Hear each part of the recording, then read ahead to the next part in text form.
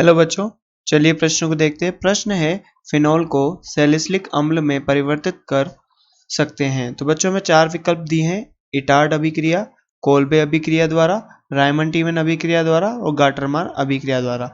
चलिए इस प्रश्न की मुख्य अवधारणा की बात की जाए तो इस प्रश्न की मुख्य अवधारणा होगी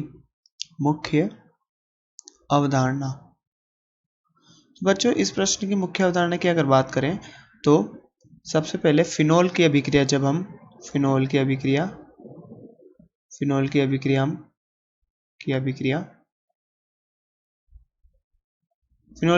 बच्चों हम निम्न पद में कराएंगे। सबसे पहले हम फिनोल की अभिक्रिया कराएंगे NaOH से, फिर बच्चों हम फिनोल की अभिक्रिया कराएंगे CO2 से 400 केल्विन तापमान पर तथा 4 से 7 ATM दाब पर, और तीसरा बच्चों हम कराएंगे इसका प्रोटोनेशन या प्रोटोनीकरण। तो बच्चों इसका प्रोटोनीकरण हम अम्ल से कराएंगे, अम्ल जैसे HCl से, तो बच्चों इसको HCl से हम प्रोटोनीकरण कराएंगे। तो बच्चों बात करें हम तो जब फिनोल को हम सोडियम हाइड्रोक्साइड के साथ अभिकृत कराते हैं तो बच्चों हमें क्या प्राप्त होता है? फिनोक्साइड आयन प्राप्त होता है। बच्चों जब हम फिनोल को सोडियम हाइड्रोक्साइड के साथ अभिकृत कराते हैं तो हमें बच्चों फिनोक्साइड आयन प्राप्त होता है, जो फिनोल की अपेक्षा बड़ी ही आसानी से इलेक्ट्रॉन स्नेही एरोमेटिक प्रतिस्थापन अभिक्रिया दे देता है। बच्चों उससे क्या होता है, ये और ज़्यादा प्रबल हो जाता है फिनोक्साइड आयन फिनोल की तुलना में। उससे ये होता है कि जो CO2 जैसा जो वीक यानी दुर्बल इलेक्ट्रॉन स्नेही है उसके साथ भी ये इलेक्ट्रॉन स्नेही प्रतिस्थापन अभिक्रिया दे देता है। तो इसके कारण क्या होता है बच्चों, ऑर्थो पोजीशन पे क्या लग जाता है, हाइड्रोक्सी बेंजोइक अम्ल बन जाता है। वो हाइड्रोक्सी बेंजोइक अम्ल मुख्य उत्पाद के रूप में प्राप्त हो जाता है। बच्चों तो हम देखते हैं, तो बच्चों बात करें फिनोल की सोडियम हाइड्रोक्साइड से अभिक्रिया कराते हैं तो सबसे पहले हमें प्राप्त होता है फिनोक्साइड आयन। बच्चों जैसे हम फिनोल की अभिक्रिया इसे बात करें तो ये बच्चों फिनोल की अभिक्रिया, जैसे बच्चों हम फिनोल की अभिक्रिया, ये फिनोल, इसकी अभिक्रिया जब NaOH से कराते हैं तो हमें बच्चों फिनोक्साइड आयन प्राप्त होता है।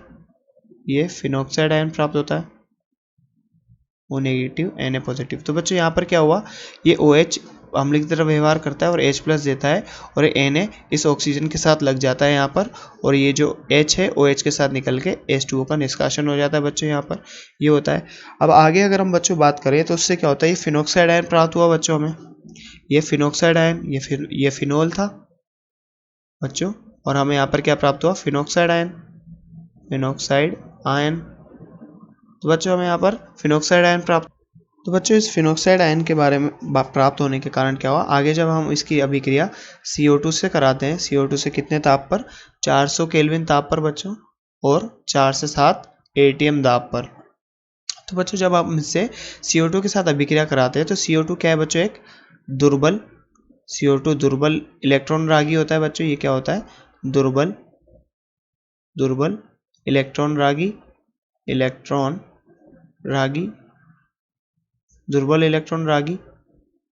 तो बच्चे दुर्बल इलेक्ट्रॉन रागी होता है तो ये फिनोक्साइड आयन फिनोल से प्रबल,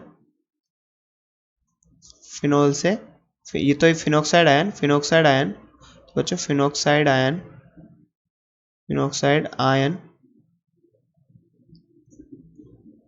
फिनोल की अपेक्षा ESR इलेक्ट्रॉन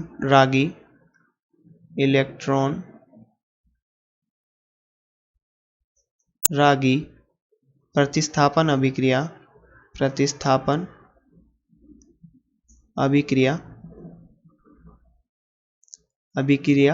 के लिए ज़्यादा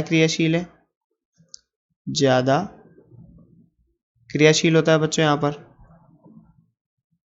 तो इसकी क्रियाशीलता के कारण क्या होता है बच्चों, ये CO2 जैसे दुर्बल इलेक्ट्रॉन रागी के साथ भी ESR दे देता है, तो ये इसके साथ ESR दे देगा। तो बच्चों ESR की बात की जाए तो यहाँ पर ये O नेगेटिव ये O नेगेटिव अपना नेगेटिव इस कार्बन के पास देगा, यहाँ पर इस कार्बन के पास देगा बच्चों। अब ये कार्बन जो होगा, बात करते हैं, रुको इसको बाद में देखते हैं। तो ये CO2 के साथ अभिक्रिया करता है और हमें क्या उत्पाद देता है बच्चों, हमें यहाँ पर प्राप्त होता है ऑर्थो पोजीशन पे, ये बच्चों ऑर्थो पोजीशन पे, ऑर्थो पोजीशन में जैसा कि हमने बात की यहाँ पर OH ONA और यहाँ पर COO नेगेटिव Na। बच्चों हमें यहाँ पर एक सॉल्ट प्राप्त हुआ है, तो इसको हमें सैलिसिलिक एसिड बनाने के लिए इसका प्रोटोनीकरण कराना पड़ेगा और प्रोटोनीकरण हम HCl से कराएंगे। तो बच्चों हमारे पास यहाँ पर क्या निष्कासित हो जाएगा, NaCl, और हमें सैलिसिलिक एसिड प्राप्त हो जाएगा। ये सैलिसिलिक एसिड। तो बच्चों सैलिसिलिक एसिड का IUPAC नामकरण क्या होगा, सैलिसिलिक एसिड का IUPAC नामकरण या अन्य नाम की अगर हम बात करें तो हमें 2 हाइड्रोक्सी बेंजोइक अम्ल। तो बच्चों ये क्या है, 2 हाइड्रोक्सी बेंजोइक अम्ल। तो बच्चों ये क्या है, 2 हाइड्रोक्सी बेंजोइक अम्ल। इसे हम क्या कहते हैं बच्चों, सैलिसिलिक अम्ल।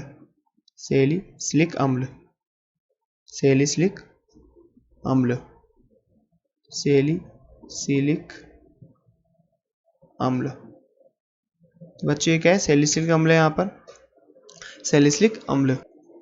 तो बच्चों ये सैलिसिलिक अम्ल प्राप्त हुआ और ये जो पूरी अभिक्रिया है, इस संपूर्ण अभिक्रिया को हम कोल्बे अभिक्रिया कहते हैं। इस संपूर्ण अभिक्रिया को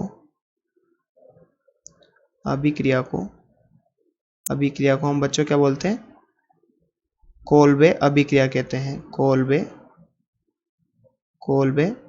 अभिक्रिया कहते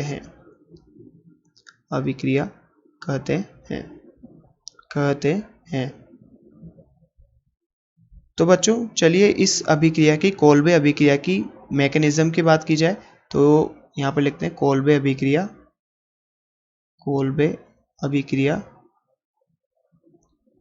तो बच्चों कोल्बे अभिक्रिया की हम मैकेनिज्म की बात करें, मैकेनिज्म या फिर क्रियाविधि।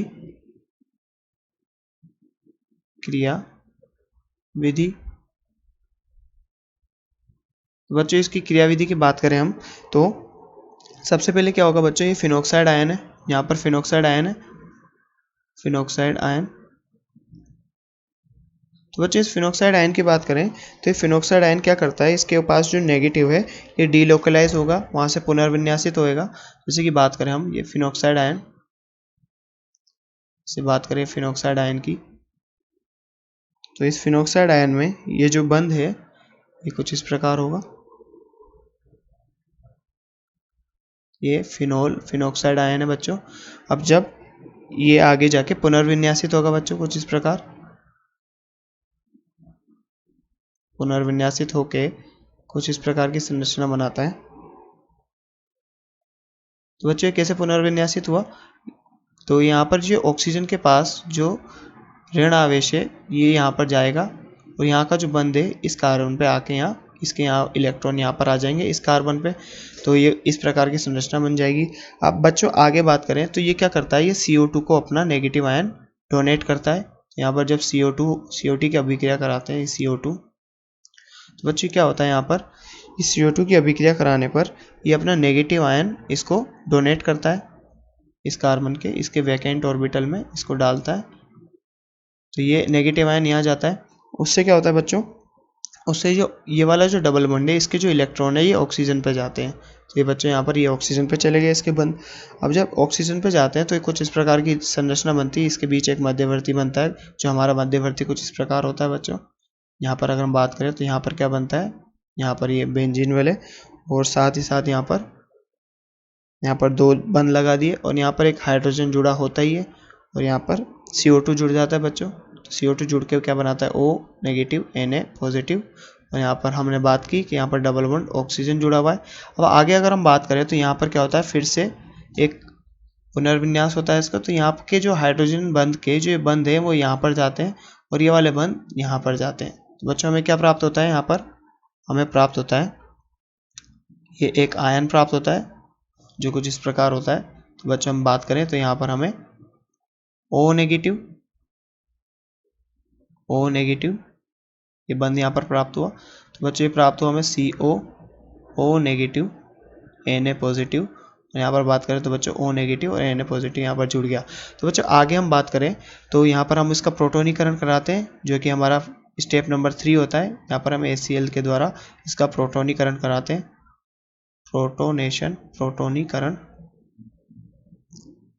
प्रोटोनीकरण कराने का हमें क्या मिलता है बच्चों? हमें सैलिसिलिक एसिड मिलता है। ये सैलिसिलिक एसिड, तो बच्चों हमें यहाँ पर सैलिसिलिक एसिड प्राप्त होता है OH COOH। तो बच्चों क्या है? सैलिसिलिक एसिड अम्ल। तो बच्चों जैसा कि हमसे प्रश्न में पूछा गया था फिनोल को सैलिसिलिक अम्ल में परिवर्तित कर सकते हैं, तो बच्चों हमारा सही उत्तर होगा कोल्बे अभिक्रिया, जो इस प्रश्न का सही उत्तर होगा। विकल्प नंबर 2 इस प्रश्न का सही उत्तर होगा। बच्चों आशा करते हैं आपको प्रश्न समझ में आया होगा। धन्यवाद।